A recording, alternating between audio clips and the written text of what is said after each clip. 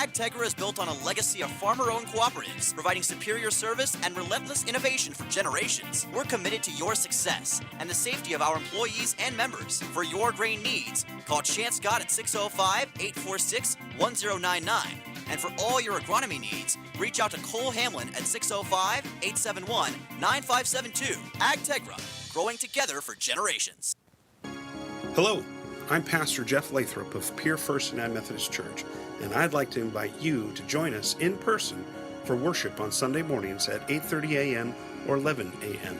You can also join us on Facebook Live or on KCCR 1240 a.m. or 98.9 FM for our Sunday morning broadcast at 11 a.m. Come worship with us at First United Methodist Church, where you will find open hearts, open minds, and open doors. When you're in town for the big game, why not stay where the view is just as great as the action? American and Fort Pierre sits right on the river, offering beautiful scenery, relaxing comfort, and easy access to the ballpark. After a day at the Diamond, there's nothing better than unwinding by the water, and the American always hits it out of the park. Stay by the river. Stay in comfort. Call 605-223-2358 to book your room today. American, where the river meets relaxation.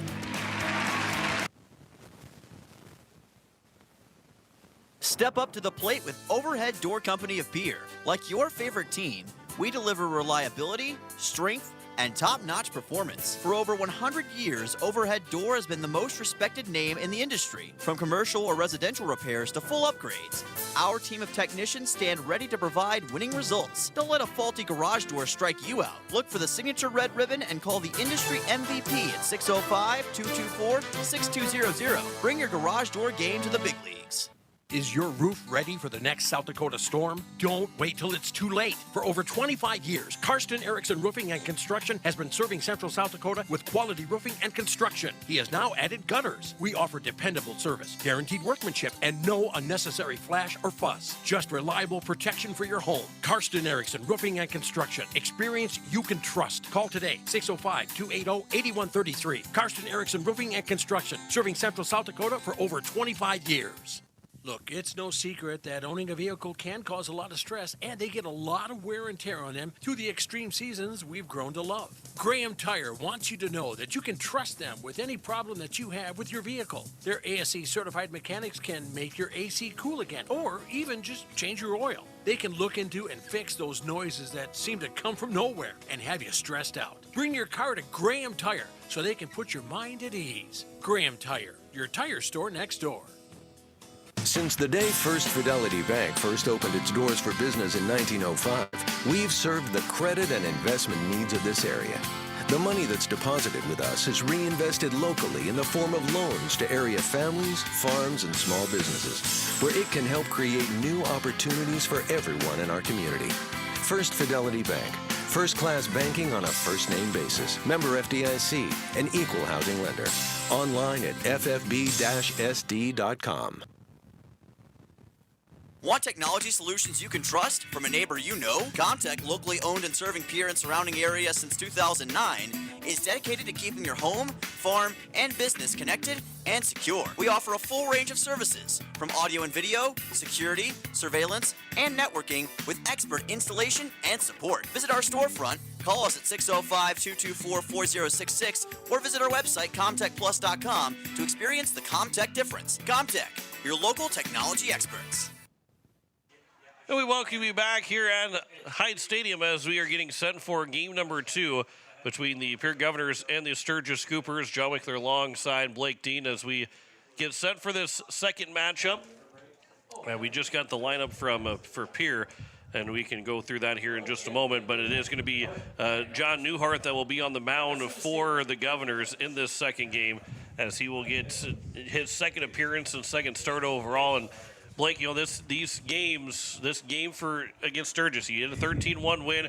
We saw something similar to that yesterday, but last week when the Govs played Huron last Tuesday, won 10-0, and then had to win on a walk-off. You can't expect to win game 2 without showing up just because you won game 1 by a 10-run rule. Absolutely right. This is, almost kind of a dangerous territory here, because when you win a game as comfortably as the Govs did in game 1, you're almost looking to maybe overlook a team like Sturgis, but you can't do that because you're absolutely right to the fact that the Govs experienced that less than a week ago where they won relatively comfortably in game 1. And game 2, they really had to work for everything they had and get in a walk-off win. So that's going to be paramount to keep the foot on the gas pedal here in game number 2 against Sturgis. And they're going to do it behind John Newharth on the mound, number 31 for the green and white. He has thrown 3 2/3 innings so far this year, just one game. He did have that one game was a start. An 0-1 record. He has an ERA of 9.55, whip of 2.72 or 7.3, excuse me, and a batting average against a 357. So a chance for Newharth to, even those numbers out, make them a little bit lower, increase maybe some strikeout numbers, and get an opportunity to throw up some quality innings against a Sturgis Cooper lineup here this evening. There are a lot of kids on the field right now. We got a lot of, we'll take down some of the Pierre Governor's Sturgis Coopers logo. There are a lot of little kids on the field right now. They're going to have the CCBA night, and they will run out with their favorite players to their respective positions before we get started with our second game. And a lot of them are playing catch with the older guys right now as we are closing in on our second game of our doubleheader between the Pierre Governors and the Sturgis Coopers. We'll take another break. When we come back, we'll have more of the starting lineups and getting set for our second game. Back in 3 minutes, you're listening to Pierre Governor Baseball on KCCR and on YouTube at KCCR Sports. Hey, yo, Speedo's Lawn Care. Hello. Say, my yard's in rough shape. It's got weeds, brown spots, and crabgrass. Yeah, no problemo. What shade of green you need? We got 31 shades of green over here. Even the latest shade of septic tank grass green. That one just naturally gives off a glow. Call the professionals at True Green. They know how to get your lawn healthy and keep it healthy. They guarantee it. All technicians are trained and certified. Call True Green, 224-1916. When you're looking for quality trash pickup services, look no further than Envirotech. 6 days a week, their trucks are on the road picking up trash, even holidays. They're also the place to contact for recycling services. Their friendly, professional staff is ready to assist with weekly pickups or even special pickups. Check out the website at envirotechwaste.com. Envirotech is locally operated. Call 224-4804. Envirotech Waste Services in Pierre, proud to support high school athletics. When life throws you a curveball, May Adam Law Firm in Pierre is here to help you knock it out of the park. For over 130 years, we've been providing trusted legal expertise in business, family law, criminal defense, and more. Proud sponsors of this season's baseball action, we're committed to serving our community both on and off the field. Need legal advice? Step up to the plate with May Adam Law Firm. Visit mayadam.net or call today. May Adam, South Dakota's law firm since 1881. With any dream, the wind won't always be at your back. The sun won't always be shining, and some rain is going to fall. American Family Insurance is like a good, solid roof that you can trust to protect your biggest dreams. With plans that could save you up to 23% when you bundle your home and auto. Also, you can continue to dream fearlessly, no matter what comes your way. American Family Insurance. Visit mfam.com to learn how discounts may apply to you. American Family Mutual Insurance Company assigned its operating company, 6000 American Parkway, Madison, Wisconsin. Contact the Brittany Shufflebine Agency, LLC, 224-6627. Looking for your next new or used car, truck, or SUV? Then go no further than the comfort of your own home. Shop online at lambmotor.com. On lambmotor.com, you'll find the vehicles Lambs has in stock. You can schedule a test drive or your vehicle's next tune-up all online. New or used, shop for it all online, anywhere you are. Lamb Motor has the right vehicle for you. Lamb Motor in Oneida and online, lambmotor.com. No one likes to have electrical problems, but when they happen, call Todd's Electric at 223-2518. With over 28 years of experience, Todd's Electric can handle any type of electrical problem, whether it's residential, commercial, or agricultural. Their knowledgeable staff knows and understands the importance of your home, business, or ag facility and are prepared to help. Call Todd's Electric at 223-2518. That's 223-2518. Todd's Electric, serving the Pierre and Fort Pierre areas. The line to power. Well, we welcome you back as we are getting set for first pitch between Pierre and Sturgis in Game 2 of our doubleheader between the Govs and the Scoopers. Pierre will play again on Friday and Saturday. 5 o'clock first pitch on Friday. It'll be a 1 o'clock first pitch on Saturday against Washington and then Lincoln. And later on tonight, we'll have coverage of the Edmonton Oilers and Vegas Golden Knights coming up here in just a little bit. That's an 8 o'clock coverage time, but that'll be somewhere around 8:50 is puck drop. So we'll be able to have most of that, hopefully have most of that game for you here on KCCR. And unfortunately, we also later on in the week will have the Winnipeg Jets and not the St. Louis Blues. Sorry, had to bring it up. Was that necessary? Yeah, absolutely. We actually don't have a Winnipeg Jets game scheduled for on the air until at least sometime next week. We have a game tonight. I had to pick the bone. We've got the Maple Leafs and Panthers on Sunday. We'll have the Cap series on Monday, but we don't have that Winnipeg Jets Dallas Stars game right now in for not the foreseeable future, but within the next week we won't have them. But that was a really low blow. I'm sorry. I appreciate you letting me know about that. I had to bring it up because just seeing that last night, that was what an absolutely gut-wrenching loss. Man, if there's any way to lose a hockey game, that is probably the worst way to lose a hockey game. And in a Game 7. Just tough. I really feel bad about that now, actually. I was going to say, anything else? I'm just digging my hole even further. I was going to say, you just keep pushing that shovel a little bit farther down. And We'll do. Anything else you want to talk about that? No. Are you sure? I'm positive. Do you want to talk about the baseball game coming up? Sure, we can. Okay, all right. We will. We'll go through the starting lineups. Now I have. First, the starting lineup for the Sturgis Scoopers. It will be a Bridger Batten that will lead things off. He's the right fielder. It's actually Bridge Batten, not Bridger Batten. Bridge Batten. Jaron Jeske, the third base, will bat second. Jace Thurman, the center fielder, is batting third. Carter Williams, the pitcher, is batting fourth. George Haper, the first baseman, batting fifth. Brody Royer, the shortstop, will bat sixth. Ethan Cermak, the catcher, batting seventh. Number 10 is Carson Williams, the eighth man hit playing second. And then Jock Jolly, the left fielder, will be batting ninth. Look at all the kids out there on the field right now with the Pierre Governors as they've all made their way out to the field and getting set for first pitch between the Governors and the Sturgis Scoopers. So all of them have made their way out to the field, all to their respective positions with all the CCBA players. We will step aside for 2 minutes. We'll come back and get you first pitch between the Pierre Governors and the Sturgis Scoopers. Back in 2 minutes here on KCCR and on YouTube at KCCR Sports. Financial investments are very important, but so are the investments of time, patience, and encouragement our young athletes receive from their coaches, teachers, and mentors. Your Pierre area Edward Jones Financial Advisors understand this. That's why Edward Jones is a proud sponsor of Governor Athletics on KCCR. Go Govs! For all your investment needs, call or stop by one of our offices to visit with your Pierre area Edward Jones Financial Advisor. Edward Jones, member SIPC. Stolken Peterson LLP has been your local CPA firm for over 40 years, offering tax preparation, bookkeeping, payroll, and consulting services. If your business, farm, or ranch needs professional, accurate, and reliable services, we are your firm. Our clients are our number one priority.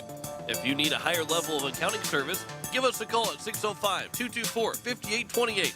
That's Stolken Peterson LLP, 222 East Missouri Avenue in Pierre. Swing for the fences with a great deal from Capital City Ford Lincoln Toyota in Pierre. Whether you need a powerful truck, a fuel-efficient sedan, or a spacious SUV, they've got the perfect lineup to keep you on the road and in the game. Don't strike out. Stop by today or visit CapitalCityFordToyota.com. Capital City Ford Lincoln Toyota, where the best deals in town are always in play. Building a home. It's the biggest investment most of us make in a lifetime. Not to mention, it's a decision that, well, you pretty much live with day and night. The quality of the workmanship stares back at you like a reflection. It also affects the value of your investment. Choosing the right contractor is critical. Kruger Contracting is that contractor. Call 222-2523. Quality workmanship and materials completed on time. Kruger Contracting. In a word, quality. Call 222-2523.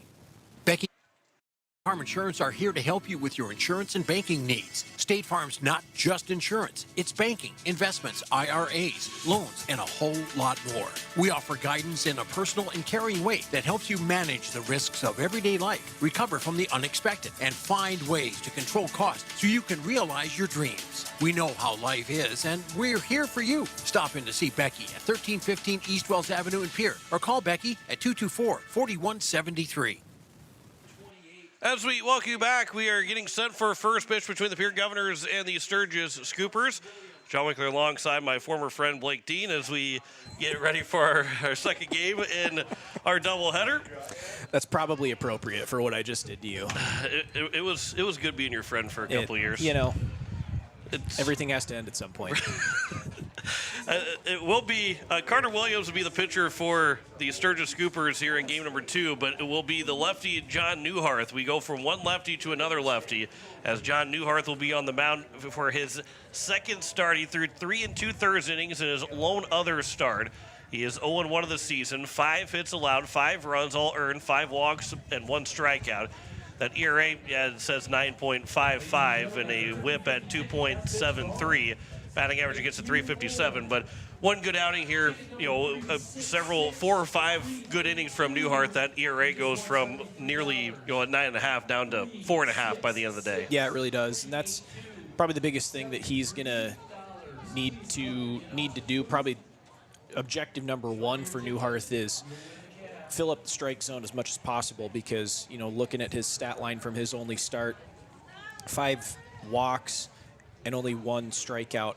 So that's going to be big key number 1 for the lefty Newhart, is going to be to fill up the strike zone often and as much as possible so that they can, I mean, because strikes equal outs, outs equal innings, and innings equal hopefully a win for the Govs here in game number 2. So it will be the leadoff man, Bridge Batten, that will lead things off, the right fielder, as he comes in after hitting 0 for 2 in game number 1. We are set to go for our second game. And first pitch will be fouled back for strike 1 at 6:44. Brandon started behind the plate. I told him when he was up here that we had to get started before 6:45. 6:44. He was right on. He was right on top of it. He gave me a warning, but he was right on top of it. So I have to kind of keep myself under control here in the second game. Otherwise, Blake Dean will be doing the play-by-play duties. You don't want that, ladies and gentlemen. You do not want Blake Dean on the play-by-play. That would be definitely a decrease in quality for sure. Here's the 1-1 pitch. There's a fly ball out towards left center field. Ridge Linebach going over. He can't make the catch. It'll get out into the gap, and it'll be a leadoff extra base hit. Staley will be the one to end up picking it up, and it'll be a double for Bridge Batten to open things up here in the top of the first inning. And early trouble here for the Govs, as it will be Jaron Jetski, the third baseman, coming to the plate. You sure you wouldn't be able to? I bet you do play-by-play as good as you sing karaoke. Actually, that's debatable. Which part is debatable? I feel very confident about my karaoke skills. Oh. Not so much about my play-by-play ability. Well, a balk will be called on Newhart. Time will be called, not a balk. And the Bridge Batten will take his elbow guard over to the third base coaching side. The way that everything happened, it kind of almost looked like it was called a balk for Newhart when I was looking down and looked back up. And everybody moving to third base. Here is a showing bunt, pulling it back, taking it high for ball 1 was Jaron Jetski. As Jetski went 0 for 2. Talking about Bridge Batten, I called him Bridger Batten the entire first game. Jetski, I guess, goes by Jetski, but his last name is actually a much longer of a last name as it counts 2-0. It's Andrew Jetski. Anders Jetski. But it's easier just to say Jetski. And even when I got the lineup for the coach and the lineup card, it just has Jared Jetski on it. Okay. So that's what we're going to go with, too. Here's the 2-0 pitch. That one's fouled back, and the count's now 2-1. Almost like Antetokounmpo for Giannis. Just go by Giannis. Yeah, just go by the first name. Right. And speaking of Batten, he's got at least on that first bunt attempt by Jeske, he had a really big secondary lead. I thought they might have a chance to pick him off at second if somebody would have been covering right away. Here's a line shot. That'll be caught by Shufflebein. Flips it to second. He is safe at second. Oh, what a play by Shufflebein, though. And the flip to Dawson gets at second base. He thought he was out. Now nobody's covering third. Now they've got it picked off.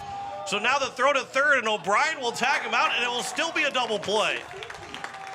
O'Brien was moving over to the pitcher in Newhart, and so Batten thought he had every opportunity to get to third base, and he gets thrown out.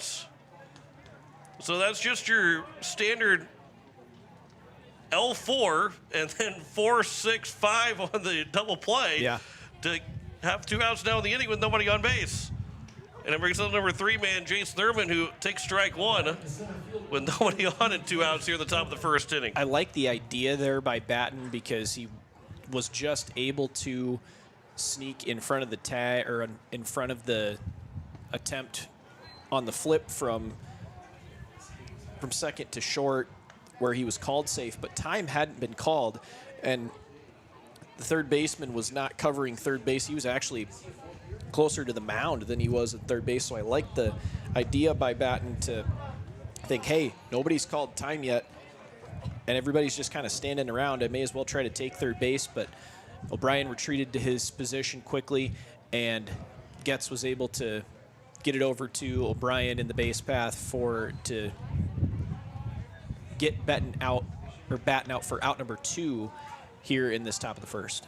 Count is 2-2 here to Jace Thurman, who is the center fielder in game number 2. He was 1 for 2. He singled in the top of the 4th in that 13-1 win for the Governors. 2-2 pitch. That one is a somewhat check swing, full swing. That was just a piece of it to foul it away, and the count remains at 2-2. That one's didn't really want to swing, but needed to protect. Yep. And just got a piece of it. 2-2 here from Newhart. That one will be taken for a strike 3 and will retire the side. So the minimum is faced in the top of the first inning. No runs, a hit, no errors, and no one left on base. The Governors turning in on double play. We head to the bottom of the first. No score between Pierre and Sturgis. Back in a minute here on KCCR and on YouTube at KCCR Sports. Is it the competition that keeps bringing you back? The long-standing rivalries? Or is it seeing friends again and cheering on your favorite team? At First Dakota, we're here for it all. We appreciate the fans, the players, the coaches and officials, the concessions crew. The shared community experience is part of what makes life here great, and we're here for it. See you at the game. First Dakota National Bank, member FDIC. For over 60 years, Ferding Electric has been powering homes and businesses across central South Dakota. When you need reliable electrical service, trust the experts with decades of experience. Whether it's a simple residential repair, a complex commercial installation, or even electrical work on your farm, Ferding Electric has you covered. And if you're tired of searching everywhere for that hard-to-find bulb, Ferding Electric carries a wide selection of bulbs, including those hard-to-find fluorescent and specialty options. Visit us at 2903 East Elizabeth Street or call today, 605-224-8684. Bottom of the first, no score on the American Family Insurance Brittany Shufflebein scoreboard. Big chopper going across. There's your flyover, just a little bit late. Because, only by about a half inning. Because the home plate umpire, Brandon Sarda, got started at 6:44 instead of 6:50. That's right. We missed the flyover. So that's not on me at all. It is the batting order here for the Pierre Governors. Carter Shufflebein will lead things off. George Staley, the center fielder, about second. Porter Hunsley, the right fielder, about third. Dawson Getz, the shortstop, batting fourth. Ridge Lineback, the left fielder, batting fifth. Cooper Twilliger, the DH, batting sixth. Sutton Sunshine, the catcher, batting seventh. John Newhart, the pitcher, batting eighth. And Parker O'Brien, the third baseman, will round out the order. They go against Carter Williams, who also did not throw in any of those 5 games from Friday to Monday. And so for Williams, this will be one of those rare guys in the lineup that doesn't have any innings pitched so far over the last little bit. So this will be Carter Shufflebein to lead us off after he went 0 for 2 with reaching on an error in the bottom of the first inning, ground out in the second, and then walked in the fourth in game number 1 as Shufflebein will dig in. I had mentioned back at the top of the first inning when, talking about Sarda giving me a warning and that I had to be on my best behavior. We had talked about in the summertime, Brian White, who is the former Post 8 head coach, as the first pitch will bounce in for ball 1. He and Coach River Iverson, the same way, last year, that we had kind of joked that I had to be put on the lineup card just in case that if Coach White or Coach Iverson ever lose their temper, that they would get thrown out. I would go down there and coach, and they come up here and do play-by-play and keep the game on the radio. Obviously, that has never happened, and most likely will never happen. I guess never say never, as Shufflebein fouls that one away, and it counts 2-1. But most likely would not. That won't be the case. But it was always funny to kind of talk about, especially after there was one game. I don't remember now who it was, but tensions got a little bit high, and we kind of joked about it afterward that if you need to, just put me down as an assistant coach. Here's a hard ground ball over to the third baseman. It'll be fielded by Jetski. The throw to first will be in time. The leadoff man retired here at the bottom of the first. Now again, very highly unlikely that it will ever happen, but it was just kind of fun to think about that and talk about after I said that, Sarda gave me a warning up here. Well, what's the rule on that, though? Like, don't they have to leave the stadium? Yeah, they probably have to leave the stadium, so it probably wouldn't work well. Now, Brian White did get ejected from a post-8 game in 2020 during the state tournament. He and also Olmstead from Renner got ejected a half inning apart from each other, and they were standing up in bleachers outside of the ballpark as there's a ground ball foul by Stalley. That's right. And they were standing up down the first base line, could see everything, and they were just sitting there just chatting away. I was going to say they were chatting, if I remember right. Yeah. They were both very upset with how the game was umpired, and they weren't upset with each other at all. And they had a good probably laugh about it later, but it was a fun picture to see that the two guys got ejected, and then they're just hanging out outside the stadium, where they had to be. That's right. Counts 1 and 2. Yep, that was state tournament that the Govs, Post 8 really put together a kind of a Cinderella run almost, where they were pretty close to the last 4 teams standing. I think they ended up being eliminated by Renner, who then went on to win championship. Am I thinking of a different year? Yeah, that was the year after that. This was 2020 when that happened. Yeah, gotcha. Because they eliminated Renner that game and then lost to Brandon Valley. They technically lost to Brandon Valley Sunday morning of that state tournament. That was when there was only 4 teams there. We had a really long rain delay, and we ended up starting at like 11 o'clock that night and ended up going into midnight. That was Graves Abel's senior year. That's right. As here's a ground ball by Stalley, left side, that'll get underneath the glove of the shortstop in Royer, and that'll be an air charge to Royer, and first man on base for the Governors, 1 on and 1 out, and it brings up now Porter Hunsley, the right fielder.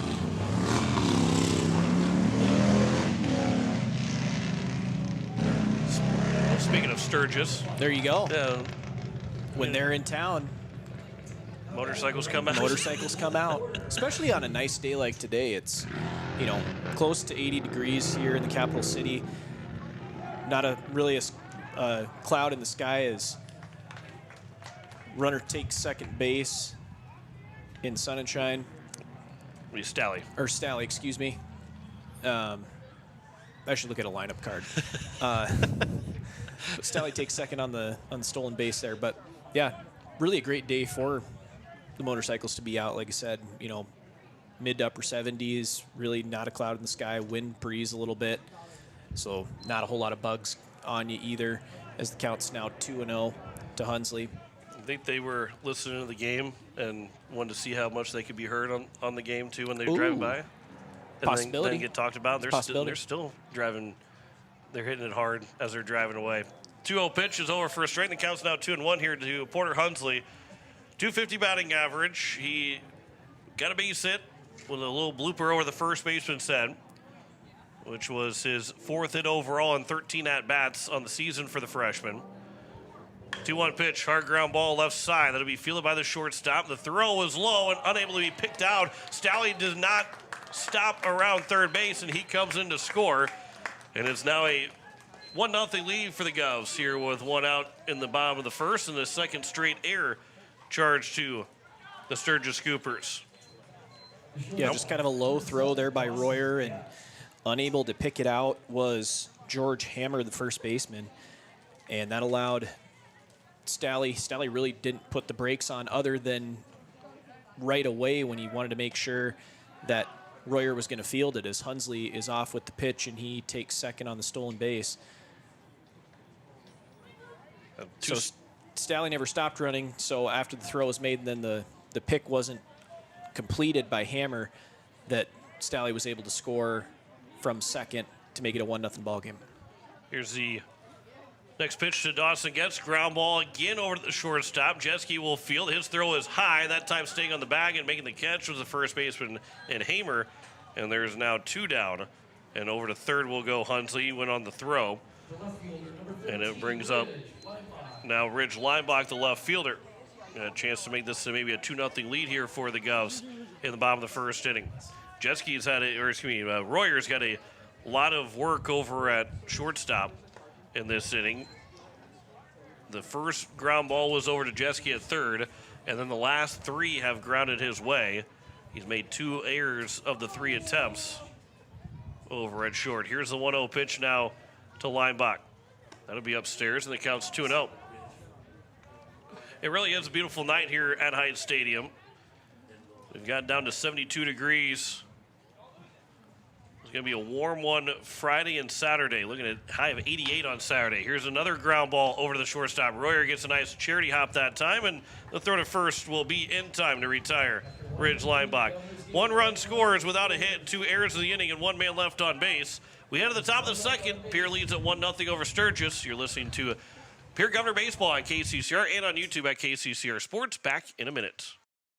Venture Communications has deep roots in rural South Dakota. Venture now proudly provides fiber to the home with 100% of our customers, enabling them to enjoy super fast and reliable internet connections. We'd like the opportunity to keep you in touch with the people and resources that matter most. 100% fiber and 100% committed to rural South Dakota.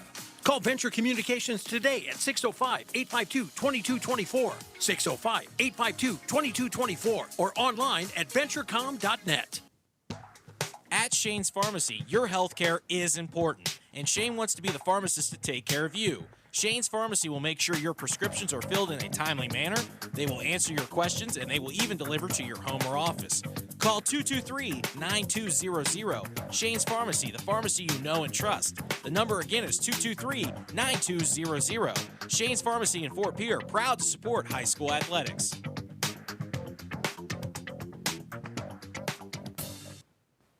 It is the top of the second, and it is a 1-0 lead on the American Family Insurance Brittany Shufflebine scoreboard, with the Govs leading over the Sturgis Scoopers.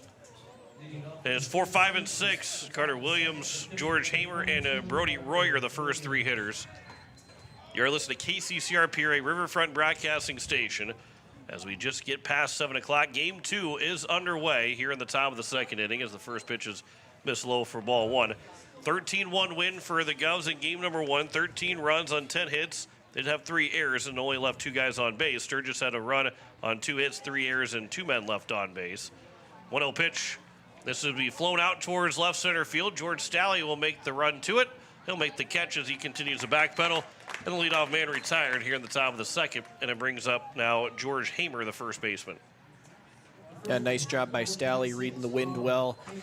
Going back, first step, that's always what you want to do as an outfielder, is take that first step going back. He turned over his right shoulder into the left center field gap and was able to get to the spot well in time to put away that first out of the inning. George Hamer, the first baseman in game number 1, went 0 for 2, but he reached on base both times with an error. It's to be flown out of play on the right side for strike 1. John Newhart worked around that first double to lead off the game, which turned into a 4-6-5 double play. And Scheffelbein made a dive, or not diving, but a tough catch. As that one will be outside for a ball, and the count's now 1-1. But Scheffelbein made that catch and then flipped it to second at Getz, and it turned into a double play after the runner from second tried to go to third with O'Brien off the bag. Here's a ground ball to Dawson Getz at short. His throw to first is in time to Bridger Babcock, and there's now 2 down here in the top of the second, and it brings up Brody Royer. Around the horn defensively for the Governors, Ridge Leinbach is in left, George Stallion center, and Porter Hunsley in right. Parker O'Brien at third, Dawson Getz at short. Carter Scheffelbein is at second, Bridger Babcock at first. Sutton Sunshine is behind the plate, and John Newhart is the pitcher who is looking for a second straight clean inning. First pitch is over for strike one. Bridger Babcock not in the batting order. Cooper Twilliger is a DH for Babcock. And again, high school baseball, you can DH for whoever you want to. Doesn't have to be the pitcher. Here's the 0-1 pitch. That'll bounce in. The count's now 1-1. Which I always have liked that rule because you're getting your best hitting lineup on the field while also getting essentially your best defensive lineup on the field when you have that universal DH rule. Here's the 1-1 pitch. That will be a sharp ground ball. Dawson Getz is able to swallow that one up, and the throw to first will be in time in a 1-2-3 inning for John Newhart. It is a 1-0 lead for Pierre over Sturgis as we head to the bottom of the second. Back in a minute here on KCCR and on YouTube at KCCR Sports. Yag Air Incorporated is your locally owned ag chemical and seed retailer. Yag Air Incorporated offers reliable ground and aerial application. For the latest seed and chemical pricing, contact Kyle at 605-280-8710 or Tony at 605-280-4771. Yag Air for all your ag chemical and seed needs. Kyle 605-280-8710 or Tony 605-280-4771. You just got a quote from a company and are now being billed for not choosing them. Many contracts have what's referred to as a contingency agreement. These typically state that if you don't go with them, you, after insurance has approved the repair work, will be charged a percentage of the job they quoted. Ask up front if they charge to provide an estimate. Never sign anything that you haven't fully read or understand. If you have any questions, reach out to the South Dakota Office of Attorney General's Consumer Protection Division at 800-300-1986. It is the bottom of the second, and it is a 1-0 lead for the Pierre Governors over the Sturgis Scoopers. John Winkler alongside Blake Dean. As it is going to be 6, 7, and 8. Cooper Twilliger, Sutton Sunshine, and John Newhart. Anybody reaches base, Parker O'Brien. As we play here on this Tuesday nights. Blake Dean very happy about the first round of the NBA playoffs with the T-Wolves beating the Lakers in 5. And then now getting a chance to open the series tonight against the Golden State Warriors at home. Actually, and the 6th seed gets to be the home team. You know, obviously the 6th seed was also separated by 2 games with the number 4 seed, the number 3 seed. Yeah. But I think 1. Yeah, it might have only been 1. So first pitch will miss low for ball 1 to Cooper Twilliger, who had a 2-run homer in game number 1. Do you like the T-Wolves' chances in the second round against Golden State? It'll be interesting to see how they match up with Golden State. Golden State likes to play a lot of small ball lineups, and that's essentially what the Lakers were trying to do to the Wolves, and that did not work out in the favor of the Lakers. So we'll see how that plays out with the Warriors because they like to play Draymond Green at center as Terwilliger fouls that one off his back ankle. The count remains 1-2. But they like to play Draymond Green at center. Draymond's about 6'9", and Rudy Gobert is the starting center for Minnesota, and he stands about 7'2". So you're giving up about 5 inches, and that is a lot in basketball terms at the center position. 1-2 pitch will miss low, and it counts now 2-2. If I remember correctly, a couple years ago, you were not really in favor of the Rudy Gobert trade or signing. I don't remember if they traded or signed him. I still think it was a lot to give Utah for Rudy Gobert, but he that last game against the Lakers to kind of put the Lakers to bed and send them to Cancun, as the kids say. He had a whale of a ball game. 3-2 pitch will miss low to be a leadoff walk here to Terwilliger. First free pass issued by Carter Williams, and there is a runner on first with nobody out here in the bottom of the second. That brings up Sonnenschein and the catcher. He had a batting glove in the back pocket of Williams, so he will have to remove that. But a runner on first here with nobody out here in the bottom of this second inning. Sonnenschein did not play in game number 1, so this will be his first chance to swing the bat. .262 batting average. 11 hits with a triple and an inside-the-park grand slam. First pitch will miss low for ball 1. 6 runs driven in for Sonnenschein. 13 walks, 13 strikeouts. Here's the 1-0 pitch. It'll bounce in. It'll get to the left of the catcher, and no play over at second. Twilger read that well, and now he is in score position here for Sonnenschein. Did not have the best day on Saturday, did Sonnenschein. He struggled at the plate with 3 strikeouts in game 1, then end up having another 3 strikeouts in game number 2. 2-0 pitch. That will be a line shot into left center field. That's going to get down for extra bases, and it's going to score Terwilliger. That's one way to bust out of a slump. Sonnenschein rounds second. He's on his way to third. The throw will come in. He will slide in. He is safe, as the ball might have hit him either in the helmet or in the chest, but it is a RBI triple for Sonnenschein and a 2-0 lead for the Govs. Triples alley. Not even really triples alley. Just the speed of Sonnenschein made that triple happen.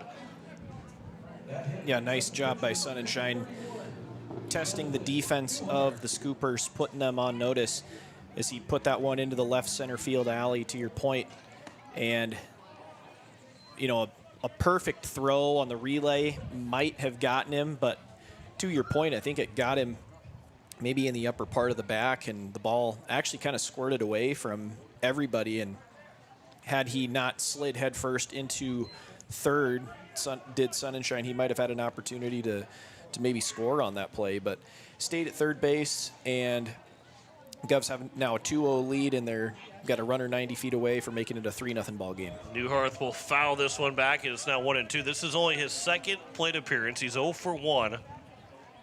And his only at-bat so far, only plate appearance so far in the season. So opportunity to help himself out, get his first varsity RBI, first varsity hit.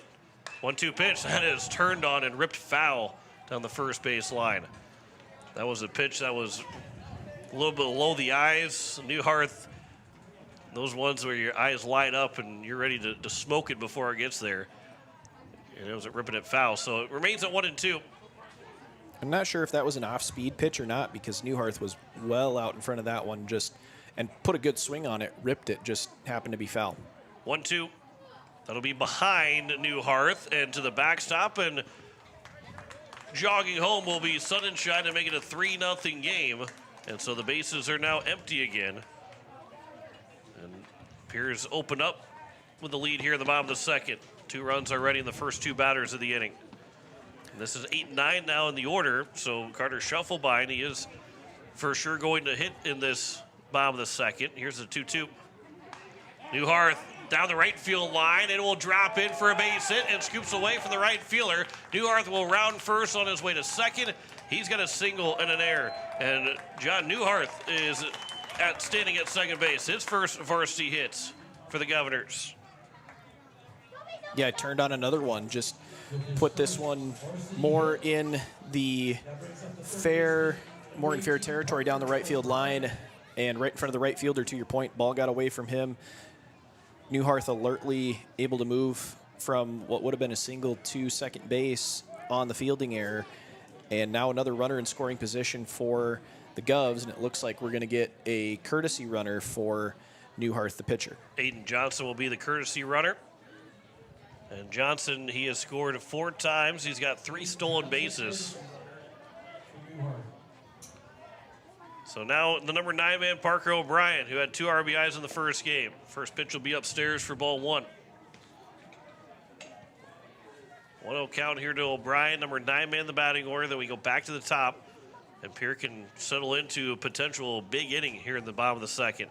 Already a crooked number up, and there's another runner in scoring position. That one to be a ground ball, bobbled by the shortstop. The throw from Royer will still be in time to get O'Brien. Heck of a play from Brody Royer, who didn't field it cleanly at first, but recovered to make the play for the first out. Here in the bottom of the second, the runner does move to third. Yeah, not a very routine looking play there from Royer, but it will go down as a 6-3 ground out in your scorebooks. No error charge to anybody, as Royer was able to get it just in time to get O'Brien at first. Scheffelbein will take high and inside for ball one. He grounded out to the third baseman in Jaron Jetski, and is to open up the bottom of the first inning in a hard ground ball. Here's the 1-0 pitch. That'll miss low and away. The count's 2-0.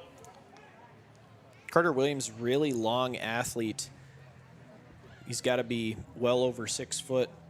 A lot of arm, a lot of leg. Doesn't look,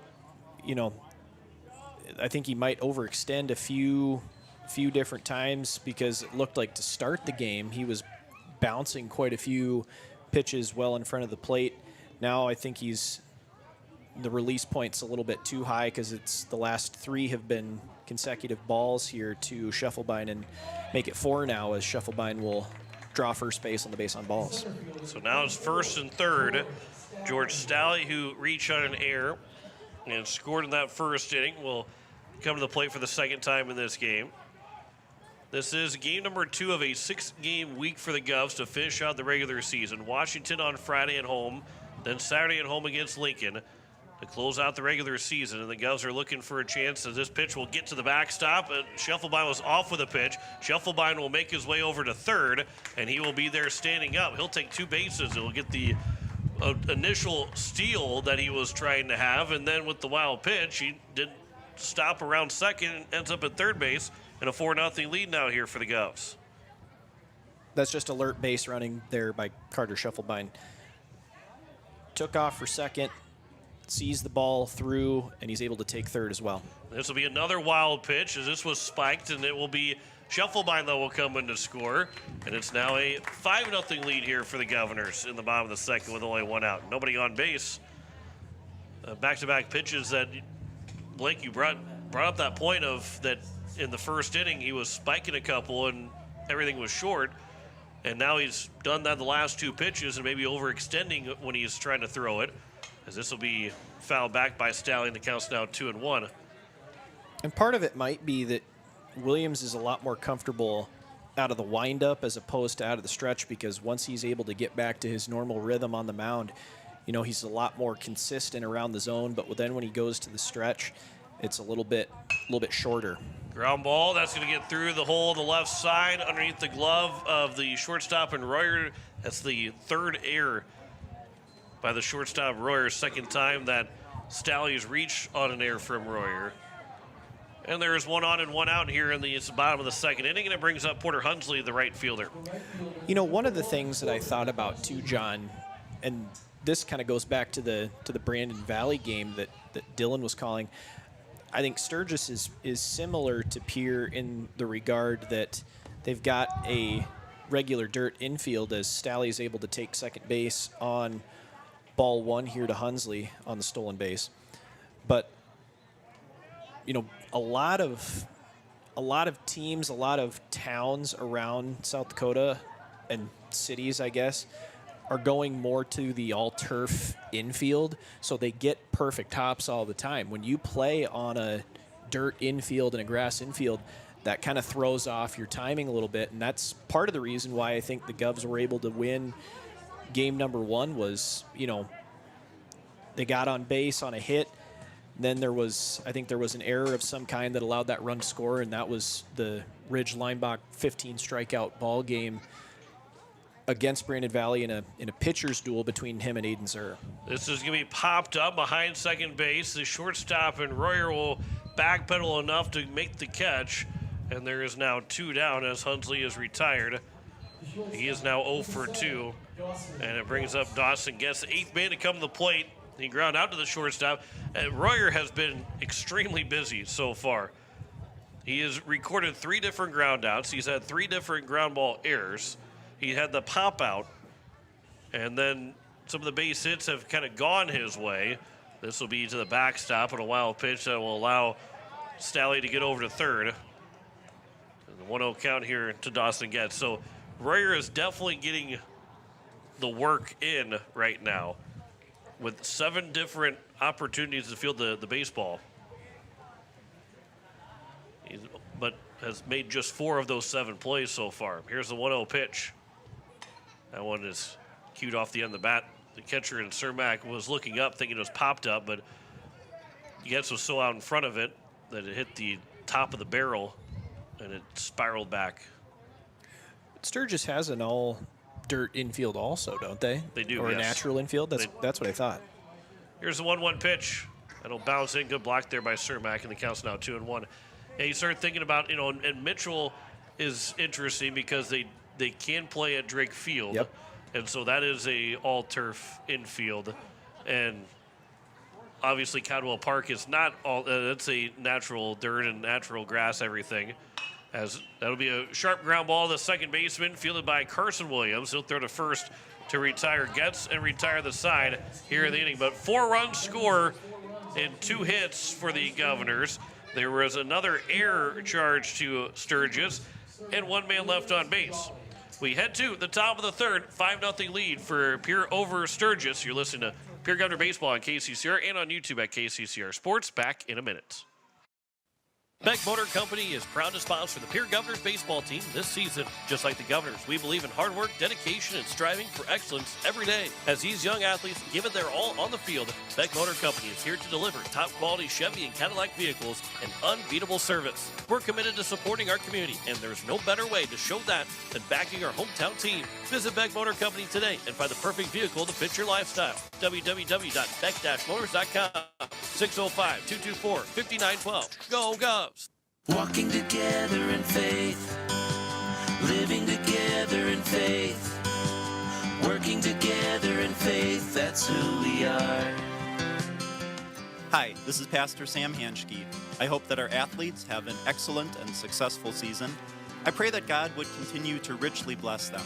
I invite you to join me in praying for our athletes during the year. We're Faith Lutheran and we are glad you're here. Top of the third, it is a 5-0 lead on the American Family Insurance Brittany Schuffelbein scoreboard for the Sturgis Scoopers for the Pierre Governors over the Sturgis Scoopers. It'll be 7-8-9. Ethan Cermak, Carson Williams, and Jake Jolly will be the first 3 hitters. As Cermak will come to the plate. Had a lot of games played yesterday. Obviously, Spearfish and Sturgis being one of them with a 10-4 win for Spearfish. It was a 6-5 win for Roosevelt over Huron, a 5-4 win for Brandon Valley over Lincoln. It was also Harrisburg beating Jefferson 13-6. The first pitch is grounded. There's a snow cone play over at third by Parker O'Brien, and he fires a strike over to Bridger Babcock. 1 pitch and 1 out, and a good start to this top of the third inning for the Pierre Governors, and it brings up now Carson Williams. Also had Roosevelt beating Huron 20-5 in that second game. And then here today, Brandon Valley also won 8-2 over Lincoln in the second game. So they split that doubleheader, did Brandon Valley and Lincoln, with a 5-4 win for Brandon Valley. They swept Lincoln 5-4 and 8-2. Here's a swing and a miss for strike 1 to Carson Williams. Here today, a couple of final scores right now. It was Jefferson beating Brookings 12-4. Mitchell beat Washington 11-1.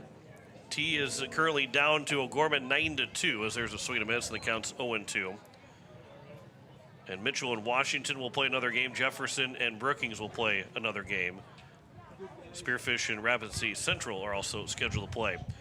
But there are plenty of games as there's a swing and a miss, and there's a second strikeout for John Newhart. 2 down, and it brings up Jake Jolly. Plenty of games to be played play Wednesday as well as also Thursday, Friday, Saturday, and into, I believe there are some games on Sunday. There will be a couple games on Sunday as well. So that will be the last day. I believe that is the last day. Here's a fly ball to George Stalley. He'll make the catch in a 1-2-3 inning for the Governors here in the top of the third. No runs, no hits, no errors, no one left on base. We have the bottom of the third. I promise I'll let Blake Dean talk in the bottom of the third inning. It is a 5-0 lead for Pierre over Sturgis. You're listening to Pierre Governor Baseball on KCCR and on YouTube at KCCR Sports. Back in a minute. Has it been years since you've been to the dentist? Are you afraid to see a dentist? If so, you are among many people who feel this way. Hi, I am Dr. Michelle Hofer of Missouri River Dentistry. At our office, we pride ourselves as an office that uses a personal touch to offer gentle dentistry, tailored to fit each patient's needs. We do so by utilizing state-of-the-art equipment and methods which allow the patients to feel comfortable. So whether it has been many years or 6 months since your last dental visit, your oral health is important. We invite you to call us at Missouri River Dentistry, 223-2021, 223-2021.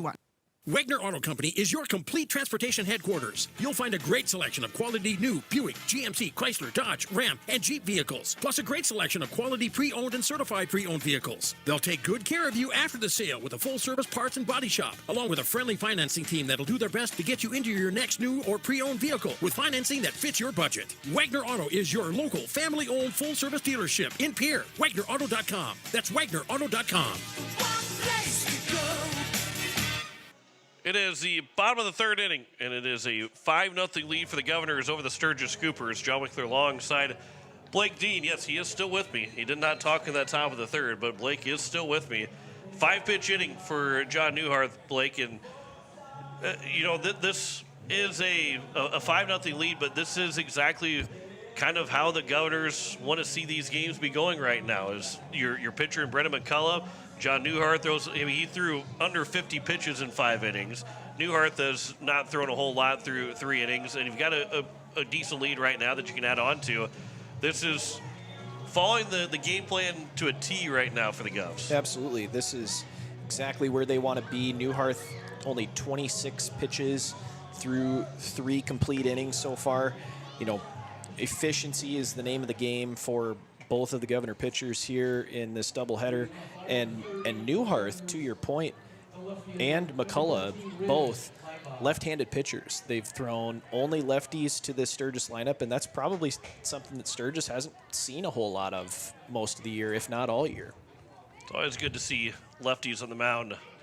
Here's the first pitch to Ridge Lineback to open up the bottom of the third. A little biased when it comes to... I was going to say, speaking as a lefty yourself. Yeah, I love seeing left-handers go up and throw the baseball from the mound. It does my heart good.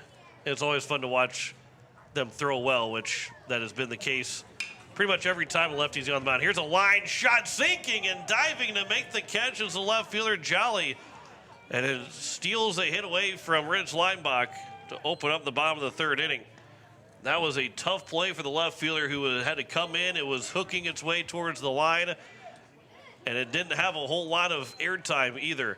And Jolly was able to make the catch. Otherwise, that was at least a double, if not a triple, for Ridge Lineback if that had gotten past Jolly. I want to be down the line for Cooper Twilliger. That's a fair ball and a base hit. He is now 1 for 1 in this game. That'll be his 3rd hits of the day today, though. And it's now Sutton Sundenshine, who had an RBI triple in his first at-bat. Now, Jolly's staying busy over in left field now, getting a couple of balls at him on the sinking line drive catch for out number 1 and the single down the line for Terwilliger. The pickoff attempt was made from Williams over to Hamer at first, and I thought that Terwilliger overran first base, but first base or the field umpire called him safe regardless. First pitch is upstairs to Sutton Sunshine. He's got one of those 3 Governor hits right now. The 3 guys in the order, Cooper Twilliger being one of those first ones. Twilliger, Sunshine, and Newhart have the 3 hits. That is 6, 7, and 8 in the batting order. Sunshine will get underneath this one and sky this one to left field. Staying busy is Jolly. He will make the catch. That was a little bit more of an adventure for Jolly to make the catch. And the count's now, that's 2 outs in the inning, and it brings up now John Newhart. I think that one just kind of got up too high and was in the jet stream for a while because that got pushed to right center because Jolly was camped under it for a while. Took him on a ride towards the end as that ball kind of drifted to his left and back. There's a swing and a foul by Newharth in the first pitch. I think there's a punt somewhere in there with Jolly making that catch, but leave that one alone. Okay. Counts 0-1 here to John Newharth, who did single, got to second with the air by the right fielder. A little bounce in. You're going to have to spell things out for me. And the count's now 1-1. For me to understand, especially puns. That's all right. Okay. P-U-N. Or I guess T-H-I-N-G-S. Spell things out. Oh, I get you. See, exactly. Yeah, see? Yeah, there you go. Here's the 1-1 pitch. That'll be high and outside. The count's now 2-1. That was good. I liked that one. I appreciate it. Thank you. Hey, a little golf clap for it, too. Little golf clap. 8 out of 10 dad joke. That was pretty solid. There you go. I'll take it. Better than a 7 out of 10. Here's That's a 2-1 right. pitch. That'll bounce in. It's now 3-1 here to Newharth with runner on at first. It's Terwilliger with 2 outs here in the bottom of the third inning and a 5-0 lead for the Governors. And you probably won't see Terwilliger run a whole lot, just coming off of shoulder injury. Well, that will be a walk to Newharth, and it's now first and second. But he did tweak a little bit running or having the track and field meet on Friday. The shoulder he did? Well, it was an ankle, excuse me. Oh. And so that maybe slows him down a little bit, which, when he hits a 2-run home run, doesn't matter how good the ankle is or not. He can jog around the bases. But Or limp around him like Kirk Gibson back in '88. Here's Parker O'Brien. First pitch is over for strike one. Kirk Gibson in '88. And obviously, you and I were both not alive for that. But Correct. It was legendary moment, though. It was very much a legendary moment. Here's the 0-1 pitch from Williams. There's a line shot into center field. That is down for a base hit. It'll be off the center fielder. Coming in to score will be Terwilliger without a throw. It is now a 6-0 lead. It is first and third as Johnson, who is running for Newharth, moves over from first to third base. A base hit for Parker O'Brien. And it's now first and third, 2 away. And it's Carter Shufflebein back to the top of the order. An RBI for O'Brien. Been a tough play to get Terwilliger anyway at home. If it was fielded cleanly. Stepping off and no throw over to first base. Here's now the first pitch to Shufflebein. There's a swing and a miss. It was a hit and run. The throw to second. And Johnson will come home. The throw back is not going to be in time, and Johnson will steal on the double steal. And we'll make it a 7-0 lead here for the Governors. I guess it didn't really end up mattering because Johnson was able to score on that, but when you step off the mound like that with runners on the corners, don't you have to throw?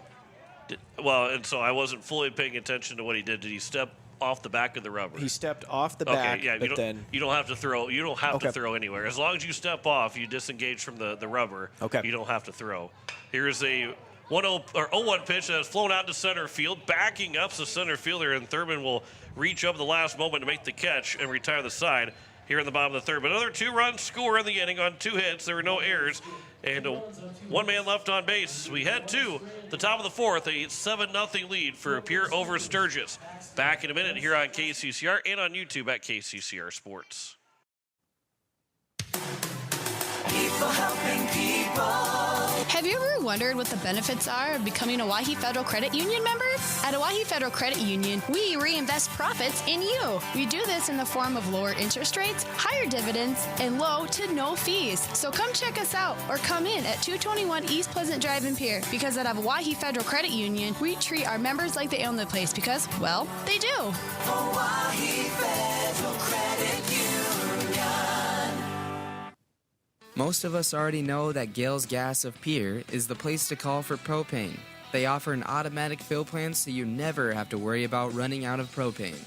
They accept debit and credit payments or a budget payment plan to spread out the cost throughout the year so you never have surprises when you get your bill. For delivery, convenience, and great customer service, call Gales Gas at 224-5518. That's Gales Gas at 224-5518. It is the top of the fourth inning, and it is a 7-0 lead in the American Family Insurance Brittany Schuffelbein scoreboard.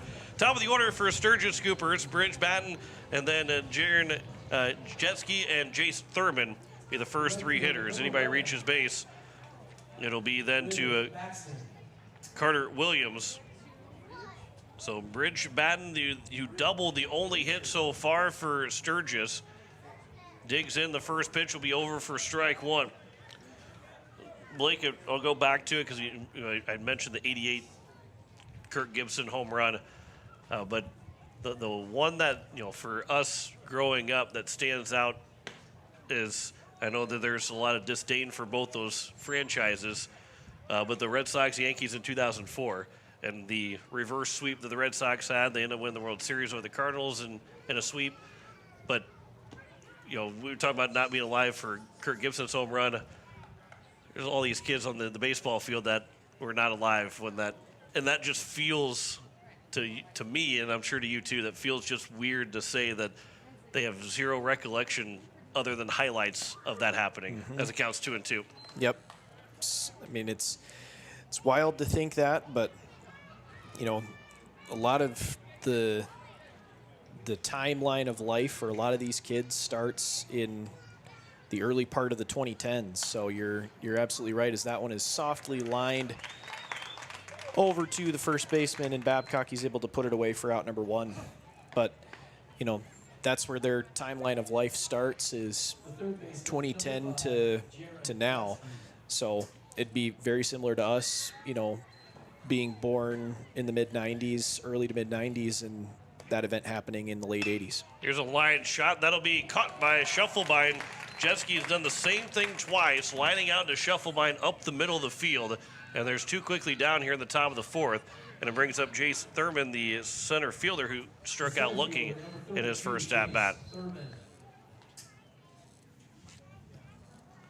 Yeah, you always kind of forget some of the things, that they wouldn't know or wouldn't have seen that live or seen that happening. And and even your brother Bennett, we're talking to him one time, and when Joe Mauer retired, that was the first time he had seen baseball and remembered baseball without Joe Mauer. Yep. The only time he had seen baseball without Joe Mauer. That's right. Because rookie year was 04. Yeah, and so for Bennett, he had no recollection of baseball prior to Joe Mauer being in the Major League Baseball, which is kind of a eye-opening thing to me when that happened. Well, and something that's probably even more eye-opening is Bennett, my younger brother, huge LeBron James fan, has followed LeBron James and been a fan of whatever team that LeBron has played on.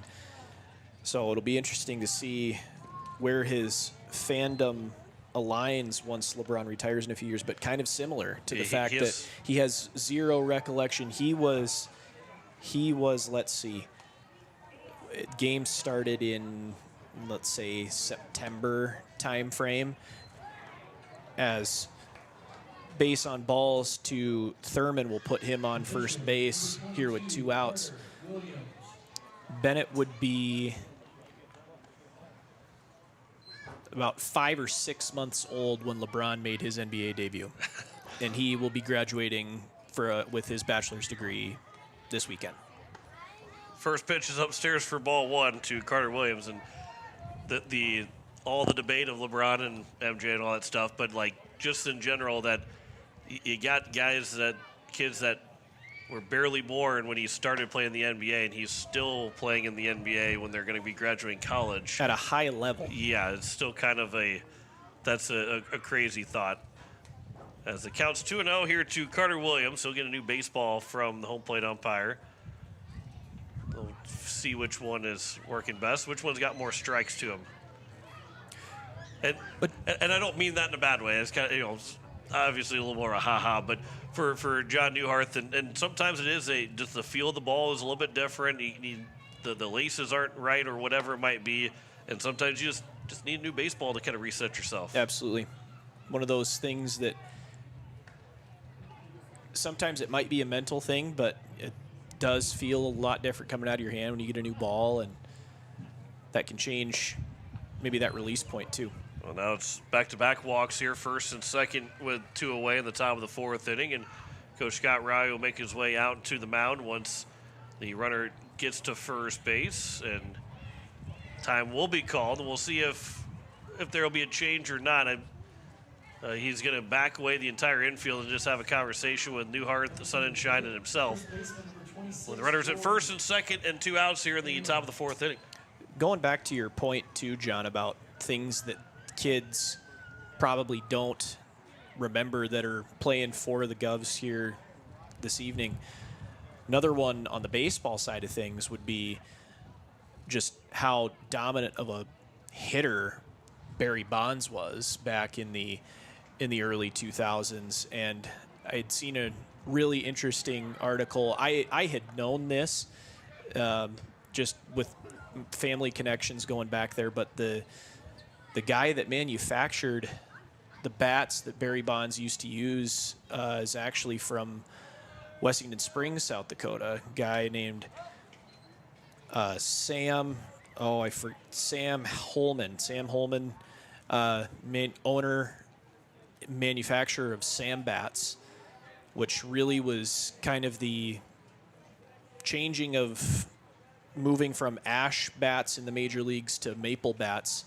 And now over 70% of the bats in Major League Baseball are maple bats, as this one's going to be fouled off into the first base, over the first base dugout to make it a 0-2 count with 2 outs. 2 quick strikes here from Newhart after the mound visit. That is a very interesting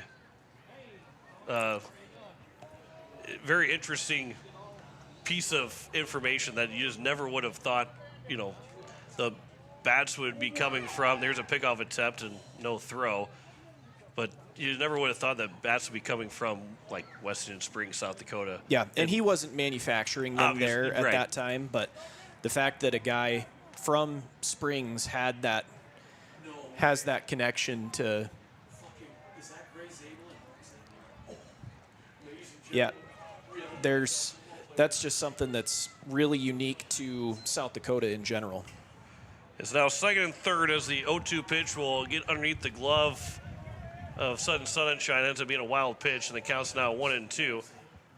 With 2 outs here in the top of the 4th inning, 7-0 lead for the Pierre Governors over the Sturgis Scoopers. 1-2 pitch from Newhart. That was going to be a ground ball left side. Dawson Getz will field. His throw to first will be in time, and that will retire the side here in the top of the 4th inning. No runs, no hits, no errors, and 2 men left on base. We hit the bottom of the 4th, a 7-0 lead for Pierre over Sturgis. Back in a minute here on KCCR and on YouTube at KCCR Sports. Dakota Sprinkler and Landscaping wants to make it easy for you to get that lush green lawn and that yard haven that you've been dreaming of. Visit dakotasprinkler.com to make appointments for sprinkler system spring startup, service calls, fall winterization, and landscaping quotes. Trust Dakota Sprinkler and Landscaping's professionals to get you through the planning and installation to make your landscaping needs a reality. Visit dakotasprinkler.com today. Hey you. Are you at a job that is fulfilling, has good benefits to support you or a family today, and retirement goes down the road? If you just said no, listen up. CHS River Plains is hiring operations personnel, drivers, and custom applicators at several locations. These come with a knockout affordable benefit package for you and the whole family. Apply to a job with CHS River Plains and up your benefits straight up. To apply, visit us online at chsriverplains.com or stop in at one of our locations. CHS is an equal opportunity employer. It is the bottom of the 4th, and the Pierre Governors have a 7-0 lead on the American Family Insurance Brittany Shufflebine scoreboard. And it will be 2, 3, and 4. George Stalley, Porter Hunsley, and Dawson Getz as they continue to go against Carter Williams with a 7-0 advantage for the Govs. They can score 3 runs here and get themselves an opportunity to go win in 5 innings again. Here at Heights Stadium on this Tuesday evening, we're closing in. We've got another hour and 10 minutes before sunset, so the lights here at Heights Stadium have not been turned on yet, and maybe, just maybe, we get a chance to maybe play a doubleheader without those lights being turned on. George Stalley lead us off. We do have a fun guest in the at Heights Stadium here tonight, as Gray Zabel is actually in attendance watching baseball here at Hyde Stadium, his own old stopping grounds. Coming back to Hyde, it was cool to see that video of the last. I don't know if it was the last at bat because going back to did they pull him after that? Well, the game ended after that home run. Here's a long fly ball by George Stalling, a long run by the center fielder in Thurman. He'll make the catch for the first out, and Thurman made that grab just shy of the warning track. And Gray Zabel, when he hit that home run in his final at-bat for Post 8, it was closer to hitting the Boys and Girls Club than hitting the outfield fence anywhere, because he absolutely destroyed that baseball. But it was his final at-bat because the game got called after the at-bat was done with Gray hitting that home run, and then he ended up going to North Dakota State, and the rest is now history and NFL draft history at this point. That's right. It was Bennett still talks about that home run specifically because he said, it was one of those batted balls that looked like it was continuing to ascend and didn't look like it was ever going to come down. Yeah, it looked like it was still getting higher as it got over the center field fence. That I would absolutely 100% agree with Bennett, because that just was a ball that was flying out of here. And when you watch that, and that was the early days of the KCCR Sports, that was the first couple weeks of having KCCR Sports, as it'll be over for a strike that counts 2-2 here to Porter Hunsley. On YouTube. On YouTube, yeah. And so it was almost a GoPro that was used for it, but you could see the dark clouds as this Hunsley will push this out towards right center field. Long run, diving and unable to make the catch as a center fielder. Hunsley will get the second. Sliding to cut it off was batting out in right center field, and it's a one-out double for Porter Hunsley. And that is his first extra base hit for the Governors. And there's a runner on at second, one away, and it's Dawson Getz. Yeah, there's so many, the dark clouds, because it was not nighttime yet. It was only like 8 o'clock. And so in the middle, the early part of June or middle of June. Yeah, it was dark. Yeah, and because it was about to storm. This one is ripped foul down the left field line. Dawson hops off the wall and scoots all the way out and continues to roll out towards left center field. And the left fielder in Jolly, who obviously was not going to just stand there and wait for the ball to go foul because it was close, had to run all the way back over farther than where he started at to go pick up the foul ball in fair territory. But yeah, what a great way to finish your high school career.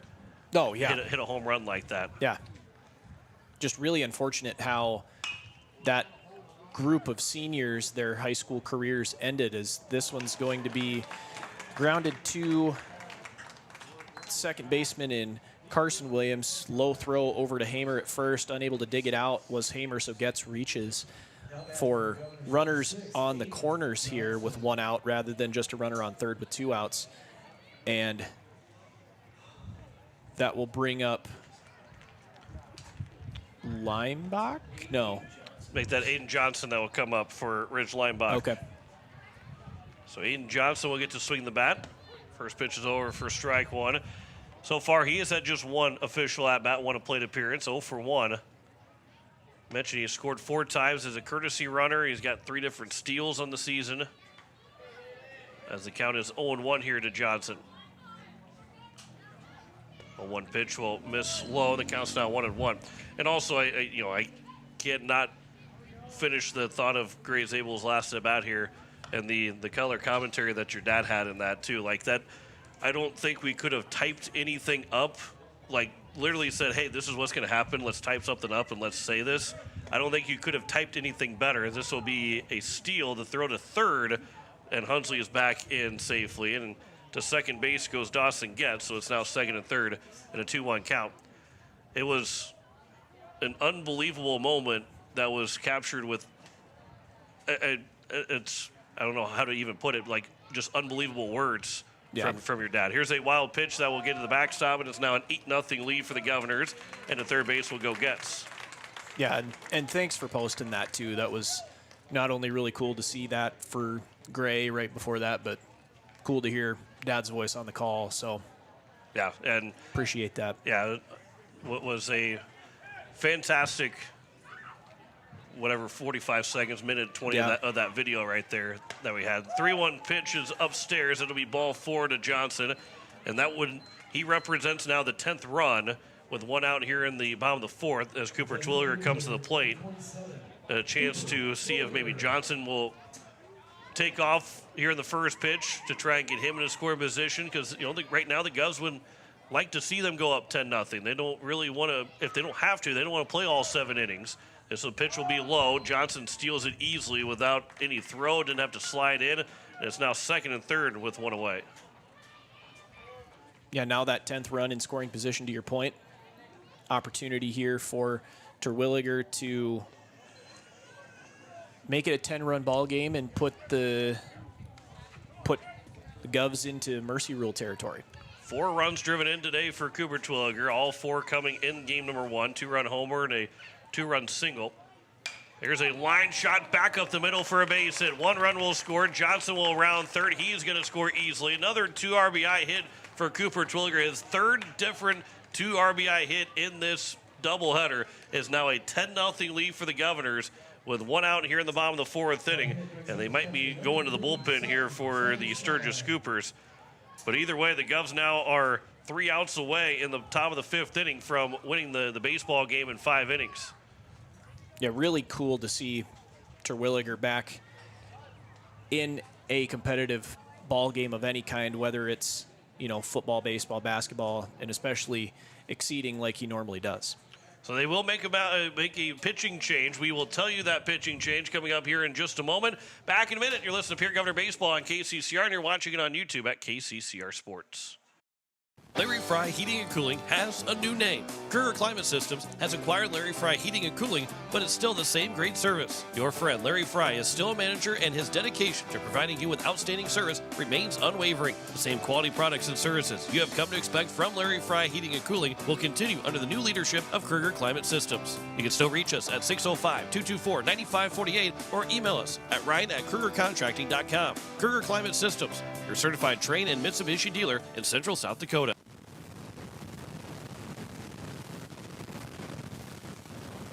Step up to the plate with Kathy Sunshine Properties in Pierre, your go-to for buying, selling, and finding your perfect home.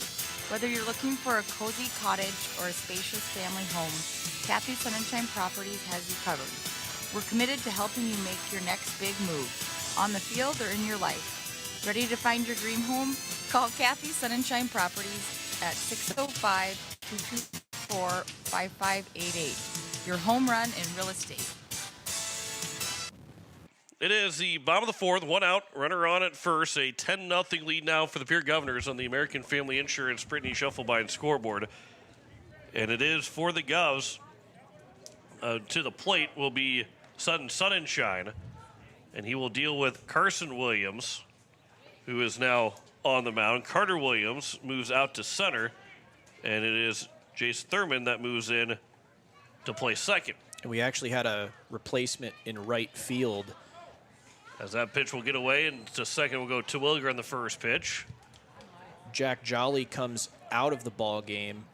Tayton Corkins, number 25, out in right field now for the Scoopers.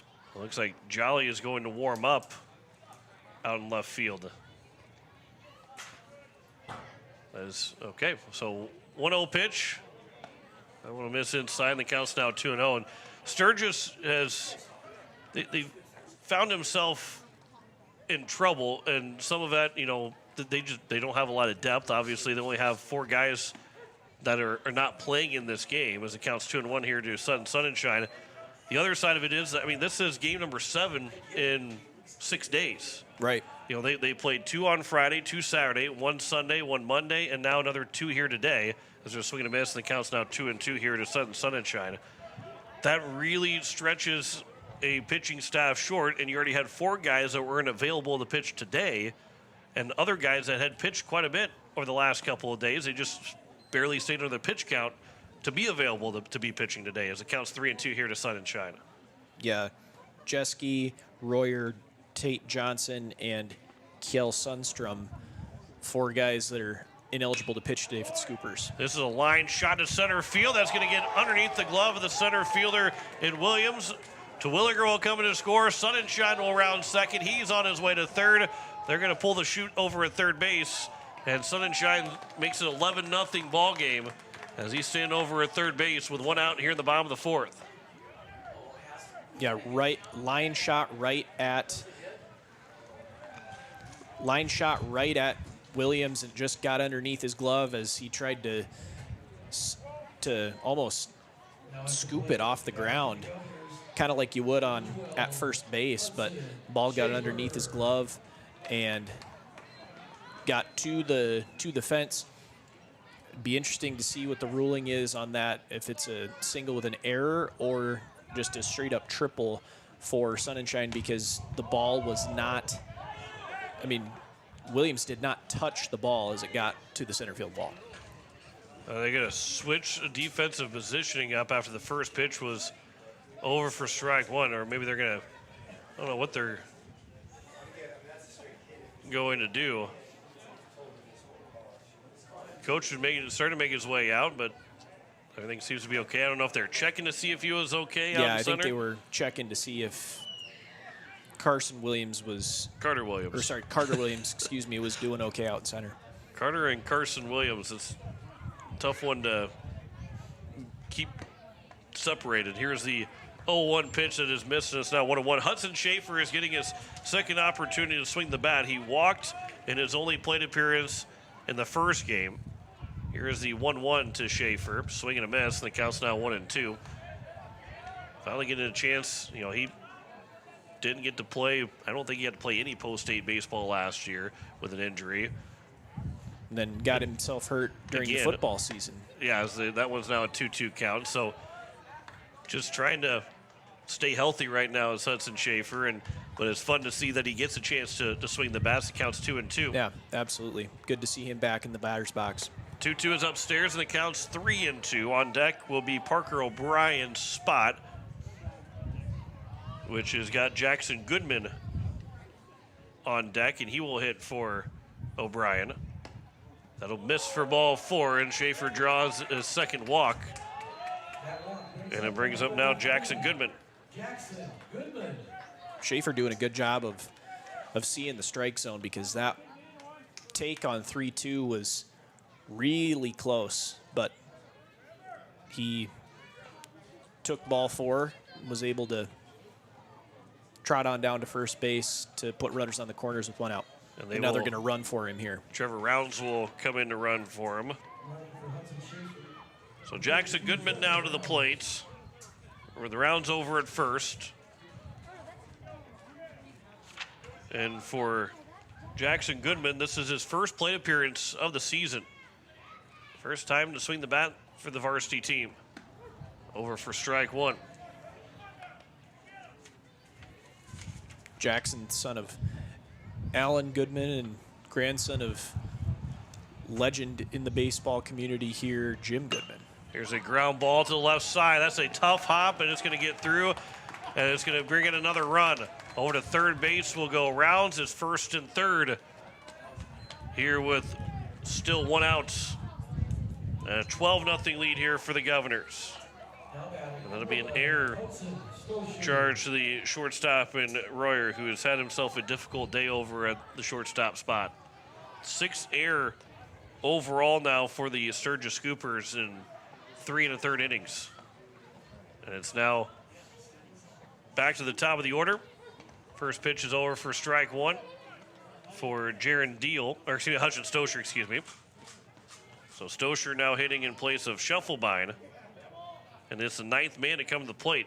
Scheffelbein is the only guy that his spot had not come up to the plate. As it counts 0-2 quickly here to Stosher. Hudson Stosher is 2 for 11 so far, does have an RBI. Looking to get that batting average up. Here's a ground ball. Shortstop will field. Flip to second for 1. Back to first is not going to be in time. It'll be an RBI fielder's choice. Now 2 down. Second RBI of the season for Hudson Stosher. And it's back now to what was the leadoff man in George Stalley. And it's Will Danberg that will hit for George Stalley. Gov's getting a lot of guys to the plate that haven't necessarily been able to see regular time in the batter's box. As that will get to the center field on a wild pitch. The throw still went to second, and Stoscher is standing over at second base. There are 2 down here in the inning. Will Danberg, he is 1 for 10 so far. Does have an RBI as well, to his credit. And the Govs have a 13-0 lead, so they can get spotted 4 runs here in this top of the 5th inning. And the count's now 3 runs. They can't allow 4 runs in the top of the 5th. And they can win it in 5 innings here in game number 2. The count's 2-0. 2-0 pitch will miss low, and the count's 3-0 here to Danberg. Porter Hunsley will hit for himself as he is on deck. Maybe see if Dawson Getz would also be hit for. 3-0 pitch. Over for strike 1, and you're seeing, obviously Schuffelbein being a sophomore, Newharth, who doesn't necessarily need to hit, but, was pitching well.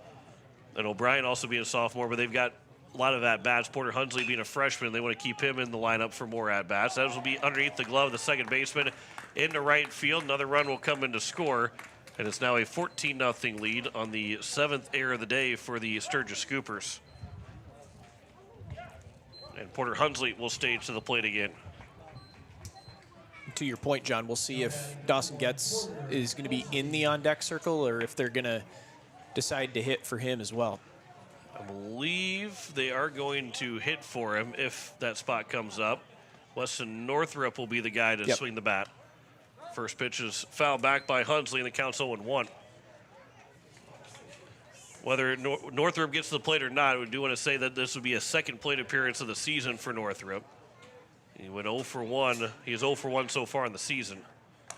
That pitch is upstairs, and the count's now 1-1. But he does have a run. He does have a run. And his quality at bat percentage, 100%.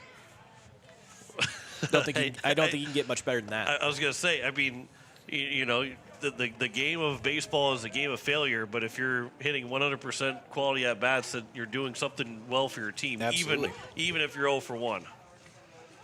0-2 pitch. Hunsley will foul that one.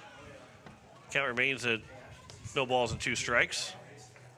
Top of the 5th inning, it'll be 6, 7, and 8 for Sturgis. And the Govs will have a 4-run cushion with a 14-0 lead. Sturgis have scored 5 times in the top of the 5th inning, and they will have that opportunity coming up next as Hunsley looks at strike 3. But it is a 7-run inning for the Governors. They now lead it 14-0 over Sturgis. Back in a minute with the top of the 5th. You're listening to Pierre Governor Baseball on KCCR and on YouTube at KCCR Sports. AGE Corporation has been building South Dakota for nearly 60 years. For all your site work, construction, and crane needs, AGE is there for you. If you need a boat dock and dock lighting, AGE has what you need. Visit their website, agecorp.com, or give them a call at 223-2732. AGE Corporation, providing high-quality services without sacrificing safety. Visit agecorp.com or call 223-2732. As community bankers, BankWest employees are deeply committed to supporting local causes, growing the local economy, and creating local opportunities.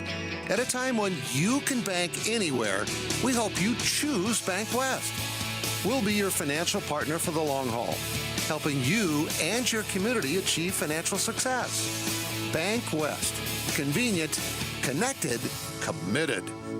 Member FDIC.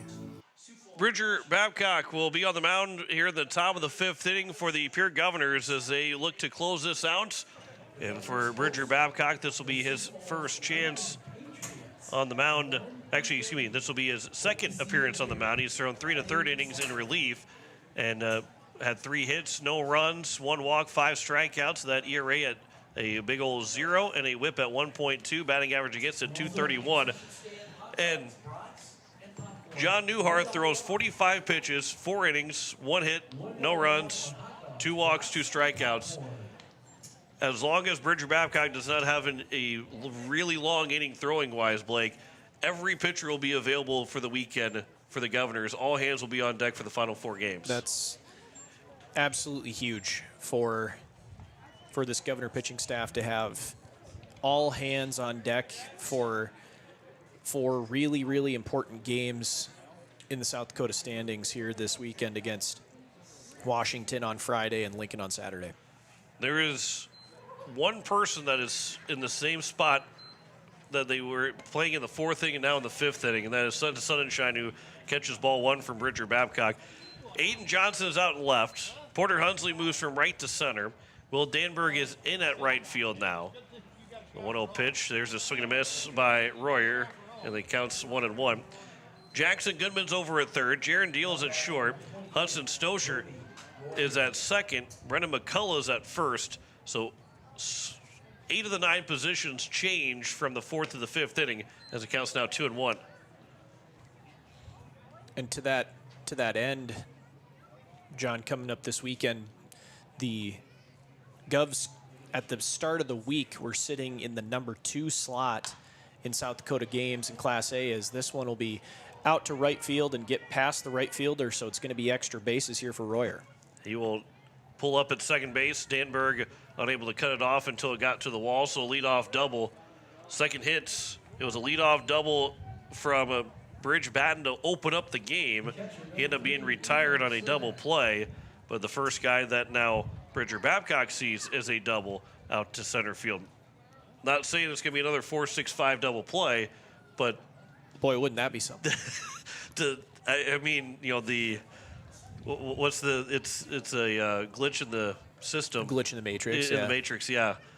Or as Yogi Berra would say, it'd be deja vu all over again. That's also true too. Here's the first pitch to Ethan Cermak. That's over for strike 1. God, that's another thing. These kids won't grow up with the Yogi-isms. I mean, we kind of did, but didn't more at the so same towards time. the end of his life type of thing, but they were still around. Here's the 0-1 pitch. There's a swing and a miss, and the count's now 0-2. And I know there will be other stories, but like you hear guys that were playing in the 70s and 80s and even the 90s, and some of the stuff that they would talk about that happened in the dugout, or some of the things that would happen. Well, you would never ever think about smoking a cigarette while playing a baseball game, but most of those guys would do that. I wouldn't say most of them, but I mean there was smoke in the locker room after every game. Yeah. And now that would be, you would think that the team has quit trying if that's the case. Like even the Chicago White Sox don't have that happening in their locker room, or the Colorado Rockies this year. I was going to say, the Rockies are on that train right now. Rockies are on pace to maybe have a worse year than the Chicago White Sox, who had the worst year ever last year. In the modern era. Yeah, in the modern era, yeah. No one will outdo the 1899 Cleveland Spiders. This will be a ground ball to the second baseman. Unable to field it cleanly was the second baseman in Hudson Stosher, and it's now runners at first and third. And there is nobody out here in the top of the 5th inning, and it brings up Carson Williams. Number 10, Carson Williams. That's the other side of it, is that some of the team names that we used to have, like the Cleveland Spiders, I mean, or just in general, all the teams that moved around from seemingly year to year, and now it's, I wouldn't say unthinkable to have someone move, but it's a really hard thing to have happen when it moves. Here's a bunt attempt. The throw to first will not be in time. It was a tough play for both the first baseman, Brendan McCullough, and Bridger Babcock to figure out who was going where with the ball, and it ends up being an infield single. And the bases are now loaded here with nobody out for Jake Jolly. Make that Jack Jolly, not Jake Jolly. Now batting number 15, Jack Jolly. Jolly is 0 for 1, the fly out to center field. So a little bit of danger here, and the bases loaded with nobody out in the top of the 5th inning. There's a ground ball to the shortstop. Deal will throw to second for 1. Back to first. It is going to be in time for his 6-4-3 double play. 1 run does come in to score. It is a no RBI for Jack Jolly. And there is now 2 down, and the Governors are now away from picking up a doubleheader sweep of the Sturgis Scoopers. Yeah, nice turn there by by Jaron Deal. From Deal over to second baseman and then on to first to McCullough for the 6-4-3 double play, the old 6 + 4 + 3 = 2 equation, math equation. Deal to Stosher to McCullough. Bridge Batten, the right fielder. Last chance here for Sturgis. They need 4 more runs in this inning to try and keep this one moving. That's over for a strike, and the count's now 1-1 here to Batten, who has got one of the 3 hits for Sturgis. Doubled in the top of the first inning, lead off the ball game, then was thrown out trying to somewhat tag up from second over to third, trying to catch the Governors napping. He did not. And here's one popped out to behind second base. Hudson Stosher will back up to make the catch and retire the side and end the ball game. And the Governors will get a doubleheader sweep of the Sturgis Scoopers with a 14-1 win in game number 2. We'll return in 2 minutes to wrap it up. You're listening to KCCR Pierre Riverfront Broadcasting Station. Back in 2 minutes with our postgame here on KCCR and on YouTube at KCCR Sports.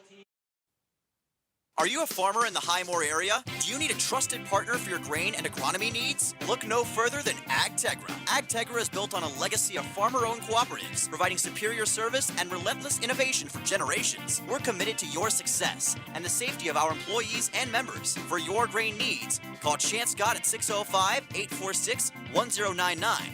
And for all your agronomy needs, reach out to Cole Hamlin at 605-871-9572. AgTegra. Growing together for generations. Hello, I'm Pastor Jeff Lathrop of Pierre First United Methodist Church, and I'd like to invite you to join us in person for worship on Sunday mornings at 8:30 a.m. or 11 a.m. You can also join us on Facebook Live or on KCCR 1240 a.m. or 98.9 FM for our Sunday morning broadcast at 11 a.m. Come worship with us at First United Methodist Church, where you will find open hearts, open minds, and open doors. When you're in town for the big game, why not stay where the view is just as great as the action? American and Fort Pierre sits right on the river, offering beautiful scenery, relaxing comfort, and easy access to the ballpark.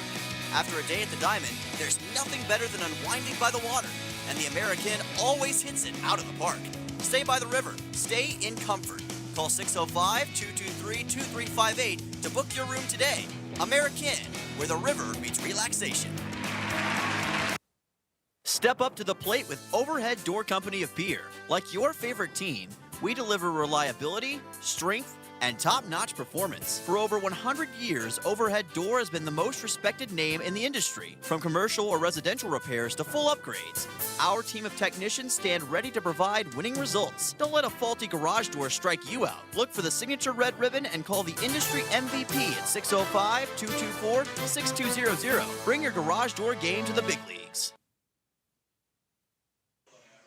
Back here at Hyatt Stadium as we start to wrap things up as the Pierre Governors with a doubleheader sweep over the Sturgis Scoopers.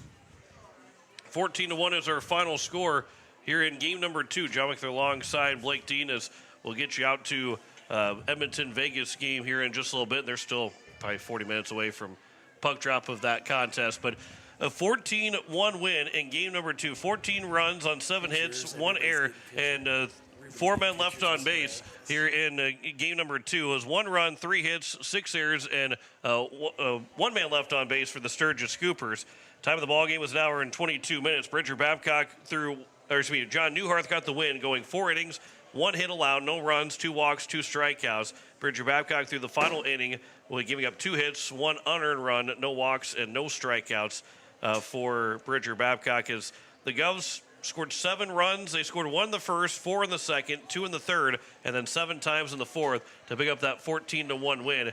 As John McClure alongside Blake Dean, and business win here, Blake, for the Governors. 2 big wins for the Govs. They needed these 2 to start the week off right, and they were able to do so with 2 10-run wins in 5 innings. Yeah, they were. Great pitching performance in game 2 as well from John Newharth. He's able to go 4 innings, only throwing 45 pitches. Was Mr. Newharth there?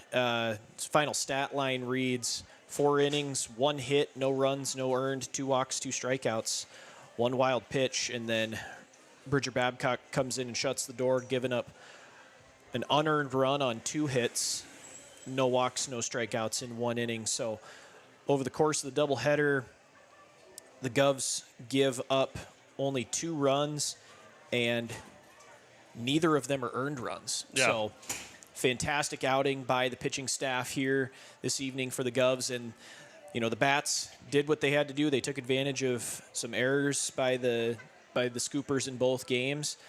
Total of 10 hits in game number 1 and a total of 7 in game number 2. So only 17 hits, but they're able to put up a total of 27 runs.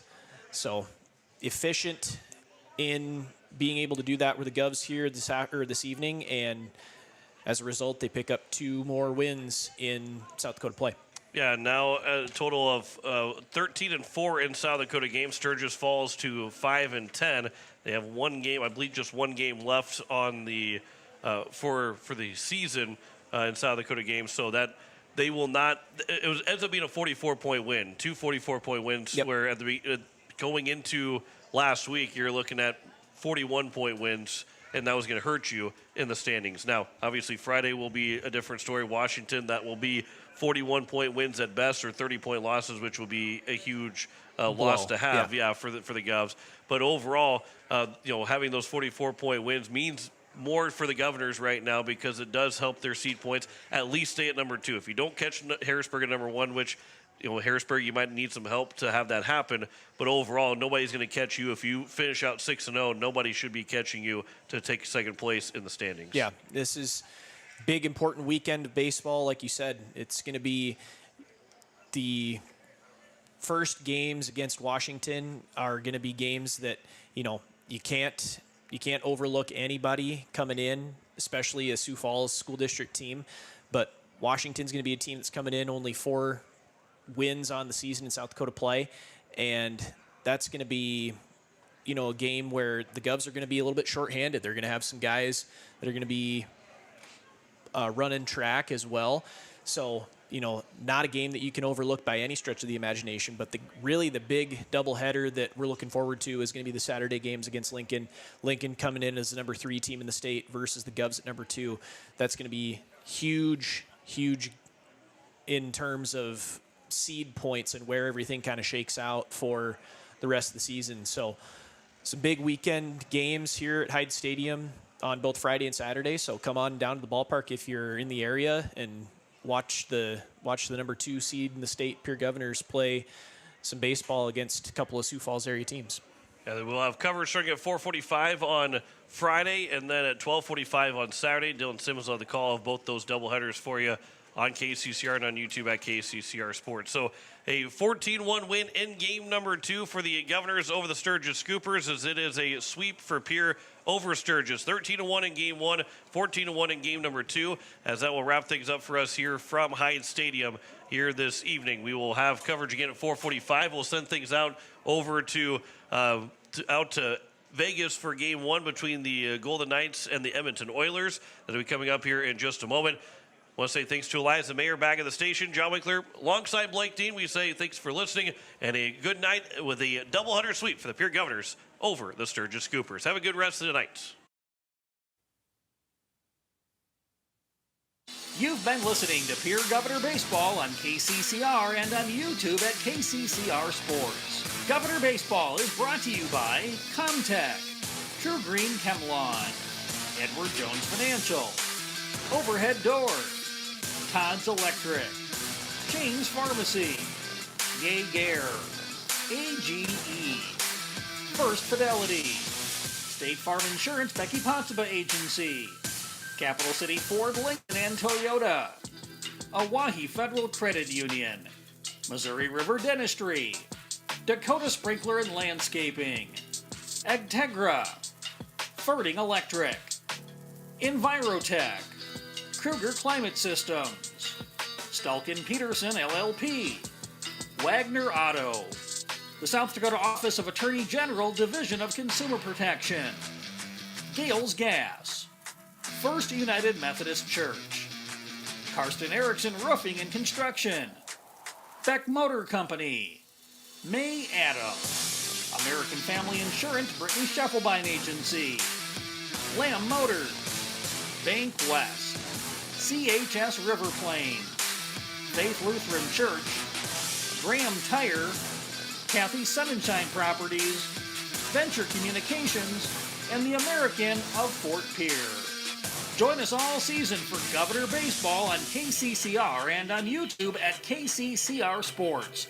This has been a special presentation of Riverfront Broadcast.